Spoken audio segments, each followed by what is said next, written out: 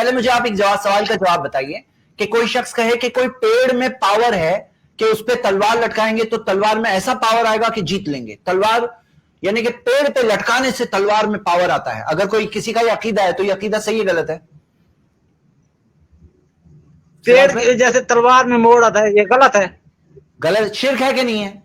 کوئی پیڑ میں پاور ہے شرک پیڑ پہ لٹکانے سے کچھ ہوتا ہے کہ نہیں شرک؟ بالکل بالکل. دیکھو ابھی حدیث آپ کے سامنے، اس میں آپ کے سوال کا جواب موجود ہے، آپ ذرا دھیان سے پڑھو اس حدیث کو.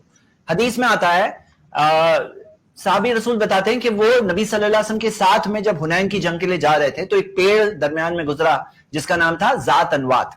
اب اس پیڑ پر جو مشرکین مکہ اپنی تلواریں لٹکاتے تھے ان کا یہ عقیدہ تھا کہ یہ پیڑ پہ لٹکا دو تو جیتیں گے جیتیں گے. تو جب اس پیڑ کے پاس سے گزرے تو بعض لوگ جو نئے نئے اسلام قبول کیے تھے انہوں نے کہا کہ اللہ کے رسول صلی اللہ علیہ وسلم اجعل لنا ذات انوات کما لہم ذات انوات، کہ ہمارے لیے بھی ذات انوات کا پیڑ بناؤ، جیسے ان کے پاس ہے ذات انوات کا پیڑ ایسے ہمارے لیے بھی ایک پیڑ مقرر کرو. تو نبی صلی اللہ علیہ وسلم نے فرمایا کہ تم نے تو ایسے کہا ہے جیسے موسیٰ سے بنی اسرائیل نے کہا کہ ہمارے لیے بھی معبود اجعل لنا الہا کما لہم آلہۃ، کہ جیسا ان کے پاس معبود ہے ایسے ہمارے لیے بھی معبود بنا دو. لیکن نبی صلی اللہ علیہ وسلم نے اصلاح کی، کریکٹ کیا، لیکن کیا نبی صلی اللہ علیہ وسلم نے کہا کہ اب تم سب کافر ہو گئے، اب تمہیں کلمہ پھر سے پڑھنا پڑے گا، اب تمہاری جو نکاح ٹوٹ گئے تمہیں نکاح کرانا ہوگا، تم نے بیعت لیے تھے مکہ میں وہ بیعت پھر سے لینا ہوگا؟ نبی صلی اللہ علیہ وسلم نے ان کو یہ بات اور ہے، یہ تو سمجھایا جا رہا ہے ان کو، اگر وہ پھر کرتے پھر نہ. سراج بھائی بس میں مکمل کر لوں، 1 منٹ اور لوں گا پھر آپ کو میں موقع دیتا ہوں. ہاں تو یہاں پہ نبی صلی اللہ علیہ وسلم نے ان کو مسلمانوں میں ہی شمار رکھا لیکن ان کی اصلاح کی.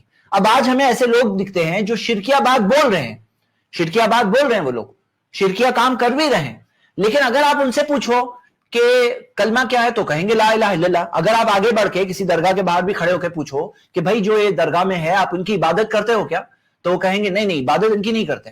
عبادت کس کی کرتے ہو؟ عبادت تو صرف اللہ کی کرتے ہیں، لیکن حقیقت میں وہ عبادت کے اعمال اللہ کے علاوہ اوروں کے لیے کر رہے ہیں.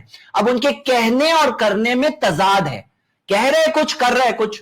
اب ایسا ہی ہوا تھا یہاں پر کہ یہ لوگ تھے جو مسلمان تھے، لا الہ الا اللہ کہہ رہے تھے اور شرکیہ بات بول رہے ہیں، کہہ رہے شرکیہ بات ساتھ میں لا الہ الا اللہ بھی بول رہے ہیں، تضاد ہے، کانٹرڈکشن ہے.